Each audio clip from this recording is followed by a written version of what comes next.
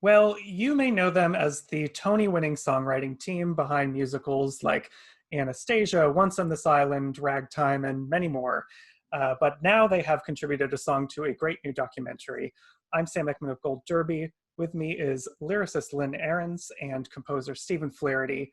And you both have this great new song called How Can I Tell You from the documentary Nasrin about Iranian lawyer Nasrin Sotoudeh. And I'm curious, at what point did you both become involved creatively in this? Was the movie already completed for you to watch? We received a rough cut, and the directors of the movie had also directed a wonderful documentary about Terrence McNally, who was our dear collaborator and friend. And we appeared in that documentary because we were so close to him in terms of our work and our friendship. And we got to know them, and when they approached us about this documentary, we thought, well, sure, they're terrific filmmakers, and let's have a look. And just the rough cut was so compelling, even at that point. And Nasrin herself is an inspiration, you know, and it was one of those projects where we, you know, we didn't exactly have full schedules in this time, like lots of empty pages, and it just seemed like a wonderful project to get involved with. So we did. I don't even know that Lynn and I discussed whether or not to do it, right, or not. You know, because her story is so compelling. It's sort of one of those rare things that there's no way that you couldn't do it. You know, we immediately thought this woman's life and work and message is so important, especially now, and we just have to, you know, find a way to do it. And so the song actually wrote itself quite quickly. You know, once we said let's do it, let's go. Yeah. So. Well, the song it has lyrics in it that seem to really channel Nasrin herself. There's some that say, I think it's "My story is your story that I send to you from a prison." So where do those lyrics come from? What was the inspiration behind them? Well, they came from my brain, but but as many good things come from.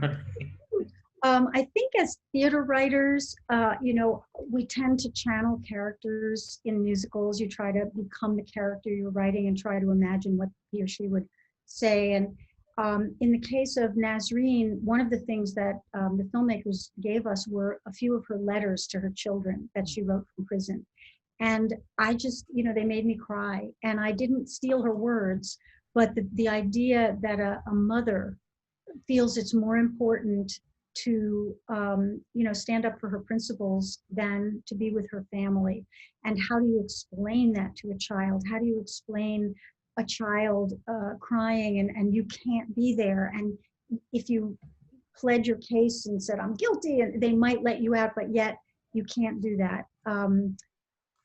You know, she longs for them, and it's so apparent in her letters. So I think I was feeling that, and I thought that the lyric I wrote needed to express her feelings as a mother, and not as a spokesperson, not as an anthemic, you know, person calling out for a cause. It was really trying to explain what justice means and what freedom means, and what sticking by your principles mean to children, to a child. And so that's where the lyrics sprang from. And there's a beautiful line at the end of the music video that the producers did, or the directors, and it's "We must not let our children inherit silence," and that's a line of hers that I think is I'm going to put it on my bulletin board because it's so true. So anyway, that's where the impetus for the lyric came from, for sure.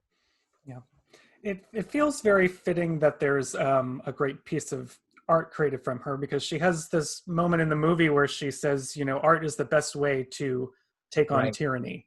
Right. And I'm wondering if, in trying to create this piece of art about her and about the film, did you do your own research into her, or was it just that not sort of the thing? Was it just working off of the emotion from the movie? I mean, speaking for myself, I almost exclusively start anything just from an emotional place, you know, and then as I get further into projects, usually that's when I begin my research. But in terms of, you know, I think what it is you want to get to the human quality and the human story more than this is a story set in in Iran, the details. So for me, the music actually came very quickly. I was thinking of the fact that she is separated from a family, that she's separated from her children. And I thought at the beginning of the song that it needed to reflect that in music. So it would have a sense of being separate, but yet at the same time, the message going out into the world, reaching people. And but I wanted to make sure that I had established the human quality first. So the song builds as the message builds, but then at the end of it, both Lynn and I thought the song needs to iris down and go back to the letter that she's writing to the children, because we wanted to make sure that it was a personal story, that it wasn't like Lynn said, like a big anthemic thing, or because when you think of your heroes, they're actual real people walking the earth, and we wanted to capture that quality even more than the larger arc. Yeah. There's many great songwriters who have contributed songs to documentaries over the year, and I always think it's such a daunting task, to my mind anyway, because it's the last thing that people hear as the movie closes out, and sort of has to carry the emotion, in some ways kind of sum up the emotion of the documentary. Was it daunting to you? What kind of was the goal with the tone you were setting for it? I think it was a fun challenge, didn't you? I loved it. I mean, it didn't feel hard. Let's put it that way, because the movie is so emotional, and it just seemed to call for something that was human and intimate and yet stirring on a certain level. And I thought it was a wonderful chance for us to express something that maybe we haven't expressed before. But there's a line from Ragtime that our friend Terrence McNally wrote, but it is, work is politics. And I think work is art, and work, what we do anyway, is there's always something more to it than you might see on the surface. And I'm only just beginning to realize that. But I think with this song in particular, it seems like such a simple song written to a child to try and explain why mommy's not home. And yet it takes on this huge universal quality once you've seen the movie. And I think that that's what all good writing does, is it starts with the specific and the particular of one individual, and it touches the human heart and goes out from there. I mean, that said, I think the daunting part, you had used that word, the daunting part of it is that she is such an extraordinary person who's lived this extraordinarily courageous life. And you want to do that person and the family honor. It forces you to, it raises the bar for you. And you want to, and it's a hard assignment in a certain way, encapsulating someone's entire life and work and world into like a 4-minute song. But that was really the goal. So when I was creating music, I had her photo in front of me on the piano, and I just looked at her, and I just really tried to, get inside her mind, and almost channel her, if you will. So we do know that the family heard the song, and she has heard the song, and they all love it. So that was my one bit of nervousness, because I wanted to make sure that we did her justice. Mm-hmm. I'll just tell you real quick. This morning, one of our many Zoom calls, the first one today. That was Zoom number one. Zoom number one, but it was a great one, because it was me in New York, Stephen in Mexico, the film directors in California, Angelique Kidjo, who sang the song, in Paris, and the Sotoudeh family, the Reza, the husband, and their 2 children in Iran. And we did a Zoom this morning, and we met them via Zoom for the first time today. And it was so beautiful and moving and fun and exciting. They're an incredible family. And that's the good side of Zoom, is to this international bond that we formed. And really because of this song that we wrote, which is incredible, and because of this documentary. We're very fortunate to be part of that, I must say. I'm glad you mentioned Angelique Kidjo, because she sings it absolutely beautifully and very powerfully. Yeah. Did you have any say in sort of giving her the job? Where did she come into the process? Well, when we had an open conversation with the director and the producer of the film, and Jeff Kaufman, the director, for him, he said, I want to get the absolute right voice for this song. He said, it's not enough just to get a fantastic singer, but he wanted somebody who was known for their activism and to do it. And so he created a very short list of people, and she just rose to the top, and she seemed absolutely perfect for it. And because she's done so much work with her own foundation and with UNICEF and for mothers, for families, for children. And we found out this morning that she said when she first heard the song, she said, I absolutely have to sing this because as a mother, I relate to other mothers and I want to be able to give hope to people. And, that was really powerful. Yeah. Say that. And she also works with children who've been separated from their parents, and she knows the trauma.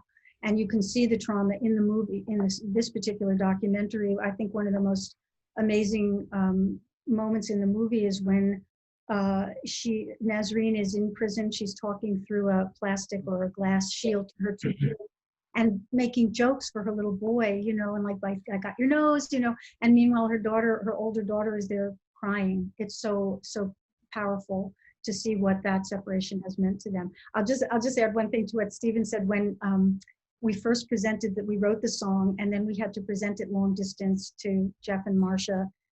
They were in LA and we plunked it out and sang it, and we're just really not good singers. On FaceTime. FaceTime. And I was like, oh my God, I hope they can hear through our performance. So we were so relieved and thrilled, when Angelique wanted to do it, because she just not only sings better than we do, but she's such a powerhouse in all ways as a human being and as a singer. And she just did such an amazing job. I love the way she did it. It's so fierce and so muscular and passionate. Yeah, it's a real call. It's a real activating performance, the way she does it. It's like a call to arms, and there's no way hearing her sing the song that you can possibly sit back. And I think that's one of the things that she really wanted to come across in the performance, and she nailed it. Yeah. When you get a singer like that, once someone comes on board, is there ever a moment where you look to change something in the song based on her strengths or attributes as a singer? We changed one major thing, the key, which is, so the key went down because I think she wanted it to have a more earthy quality, and especially in the lower parts of the song, it feels like it's incredibly rooted in the earthiness of the subject matter. Mm-hmm. I'm always curious too about songwriting teams such as yourself in terms of your process. Like, I'm sure you're often asked what comes first, music or lyrics, but and especially now in this pandemic where we're in Zoom land, how has that affected your collaborative process together? Well, we're used to, for a great deal of the time, being in the same room at the same time, especially in the musicals that we've written. The larger sequences tend to want to be written at the same time with both of us there, because it deals with information, character, taking the story from point A to point B to point C. And, that's just not possible. So there's no one way that we write. Sometimes Lynn will come up with the inspiration for the lyric. Oftentimes I will come up with music first, or what I would call musical fabric. It might be something just to indicate what the emotion might be. And for the case of this song, it was actually music first. Right. And when Stephen sent me the music, the opening little vamp, that sparkly little wistful vamp at the top, just seemed to me to be about a woman looking from a prison window at the sky, at the stars. It seemed like twinkling stars through prison bars. And that I love getting music first. But I will say that during this whole period of pandemic and quarantine and all of this, it was like having the rug pulled out from under your life for us, and for everybody. But when you have literally spent almost every day of almost every week of 37 years in the same room writing musicals, or trying to go from 100% to zero in literally overnight has been a little traumatic. I mean, I've spent more time with Stephen than my husband. I know that. And sometimes calls me Neil. That's her husband's I always name. call him Neil. I always call Neil Stephen. They're my two husbands. I've given up on it, But yeah, it's been traumatic and has made, I won't say it's made it more difficult to write, but it's I think everybody in the theater particularly is going through a period of reassessing what we're going to do next, because nobody really knows what's going to happen, how shows are going to get done, and who's going to be able to be let in to see them. And so, we're sort of thinking, we're in a meditative. Yeah, it's not even just the what, it's the how. I mean, I mean, we've written for film, and Lynn's done quite a lot of television work in the past, but we're basically theater babies. That's where we started. That's been like the bulk of the work that we've done. And it's all about having a dialogue with the audience. And in fact, we often call the audience the final collaborator. You've done all your work in your studio and in the rehearsal room, and the audience comes in and tells you what you have or what you don't have. So to go from that being the main way to express yourself through music and musical storytelling to where we are now in these little squares, where we can't congregate to have a communal experience. So it's been really rough. Yeah, it's been weird, but we're writing songs. We haven't started a new musical yet, but we have 2 pending. So we don't feel the compulsive need to start something new right now. We're circling until we can find a theater that we can enter. So. Well, I'm excited to see the 2 pending ones. So hopefully we get through this pandemic soon. And before I let you go, at Gold Derby, we keep track of all awards. So I wanted to do a little flashback with you because, you won the Tony for Best Score for Ragtime, but Ragtime did not win Best Musical that year. But Wait now, a second. Is it? I thought it did. I'm shocked. I'm in denial. But flash forward, all these years later in 2019, Once on This Island takes Best Musical Revival. And you have both been working on Broadway for so long. What was it like finally seeing one of your shows take a top show category?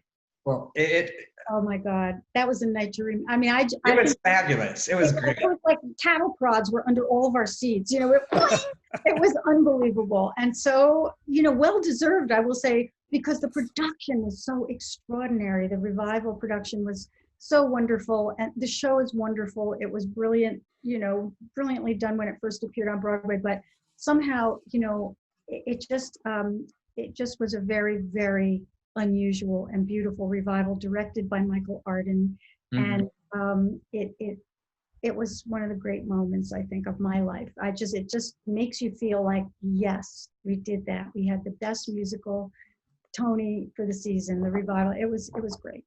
Well, it's interesting because the first time that Lynn and I attended the Tony Awards was for Once on This Island. And I believe we were nominated for 9 awards. And one by one, it's like, and the winner is somebody else, and the winner is somebody else. And you go in, and I think it was around after we had lost 7 of them, I just sort of like kicked my shoes off. I'm like, let's go in. You're not going anywhere, give it up. And this time for the revival, I think we were nominated for 9. And it was the exact number. And it was like, and the winner is somebody else, and the winner is somebody else. And we only had the one, that was best, musical revival. And I thought, well, this is not looking very good.